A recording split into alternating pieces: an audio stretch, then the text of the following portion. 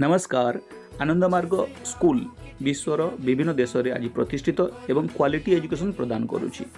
प्रतिष्ठाता महान दार्शनिक श्री प्रभात रंजन सरकार 1982 मसीह लिबरेशन ऑफ इंटेलेक्ट न्यू ह्यूमानिज्म नामक एक पुस्तक प्रदान करथिले। 1990 मसीह सी आनंदमार्ग गुरुकुल नामक एक बोर्ड ऑफ एजुकेशन प्रतिष्ठा कले। यही एजुकेशन बोर्ड पृथ्वीर विभिन्न देश में गुरुकुल शिक्षा व्यवस्था को परिचालना करि आसुछि। नव्य मानवतावाद कहले मनुष्यर सर्वांगीन विकास पई शारीरिक मानसिक आध्यात्मिक विकास करबा ता सहित पशु पक्षी जीवजंतु प्राकृतिक संपदर जत्न एवं सर्वाधिक विनियोगर कथा एटी कहुछि। आम समाज रे जो ज्वलंत समस्या धीरे धीरे वृद्धि पाउछि या केमिति समाधान करा जाय परिबो एई दर्शन रे वर्णना करा जायछि। आपनको अनुरोध या विषय वेबसाइट गुरुकुल.edu रे देखंतु। धन्यवाद।